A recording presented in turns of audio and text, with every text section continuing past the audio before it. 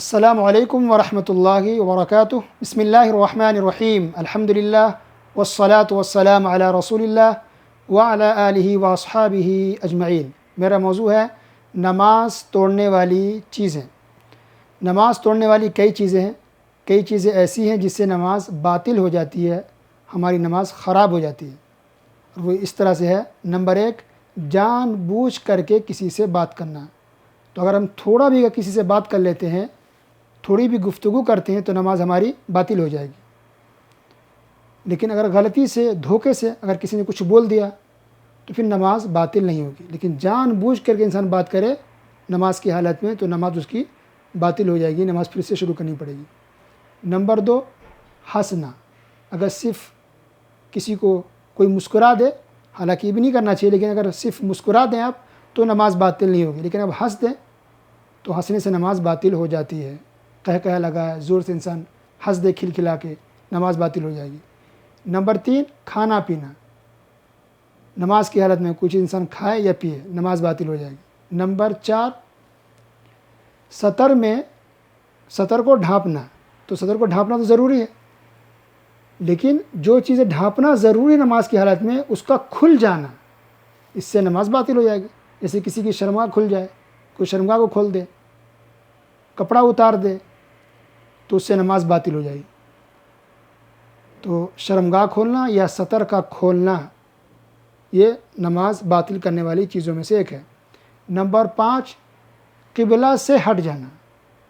قبلہ کی طرف رک کر کے نماز پڑھنا ہے، لیکن آپ کسی اور طرف نماز پڑھیں قبلہ چھوڑ کر کے تو آپ کی نماز باطل ہو جائے گی۔ نمبر 6، بغیر ضرورت کے لگاتار کوئی حرکت کرتے رہنا، اس سے نماز باطل ہو جائے گی۔ یہ کتنا سنگین معاملہ ہے یہ۔ اور نمبر 7، نماز کے کسی رکن کو چھوڑ دینا، نماز باطل ہو جائے گی۔ یا نماز کے واجبات میں سے کسی واجب کو جان بوجھ کے چھوڑ دینا، تو اس سے بھی نماز باطل آپ کی ہو جائے گی۔ اور نمبر 8 ہے بدن، ہمارا بدن، باڈی، کپڑا، یا جس جگہ نماز پڑھ رہے ہیں اس میں کسی ناپاک چیز کا لگ جانا۔ ناپاک چیز اگر لگی ہے تو نماز ہماری باطل ہو جائے گی۔ جیسے نماز آپ نے شروع کر دی اور نظر پڑ گئی کپڑے پر آپ کی گندگی ہے، پیشاب پیخانہ لگا ہوا ہے یا بدن پر لگا ہوا ہے، نماز آپ کی باطل ہو جائے گی۔ اور نمبر 9، وضو کا ٹوٹ جانا۔ آپ نے نماز شروع کر دی لیکن نماز کی حالت میں آپ کا وضو ٹوٹ گیا، یعنی ہوا خارج ہو گئی، تو نماز آپ کی باطل ہو جائے گی۔ کچھ لوگ ہیں کہ نماز کو کنٹینیو کرتے ہیں، یہ صحیح نہیں ہے، یہ کوئی شرم کی بات نہیں ہے۔ آپ نماز پڑھ رہے ہیں، ہوا نکل گئی، ہوا خارج ہو گئی، یا تو آواز سے پتہ چلا یا تو بدبو آئی، نماز چھوڑ دیجئے، اس سے آپ کی نماز نہیں ہوگی۔ تو ہوا خارج ہو جائے یا کسی کو پیشاب ہو جائے، پیخانہ مثلاً ہو جائے، یا خاتون نماز پڑھ رہی ہیں، نماز کی حالت میں ان کو حیض آ جائے، ماہواری آ جائے، نماز ان کی وہیں پر باطل ہو جائے گی۔ تو جو نماز توڑنے والی چیز ہے اس سے بچ کے رہنا ضروری ہے، خیال رکھیں۔ کچھ چیزیں ایسی ہیں جو مکروہ میں آتی ہیں، یعنی اس سے نماز تو باطل نہیں ہوگی لیکن اس سے بھی بچنا چاہیے، وہ بھی بہت ساری ہیں۔ نمبر 1، کہ نماز کی حالت میں کوئی داڑھی کھجائے، کوئی ٹوپی ٹھیک کرے، کوئی بال ٹھیک کرے، کپڑے ٹھیک کرے، خواتین دوپٹے ٹھیک کرتی رہیں، یہ صحیح نہیں ہے۔ یا پھر ترچھی نگاہوں سے آگے دیکھنا، اوپر دیکھنا، دائیں بائیں دیکھنا، یہ مکروہ میں سے ہے، یہ صحیح طریقہ نہیں ہے۔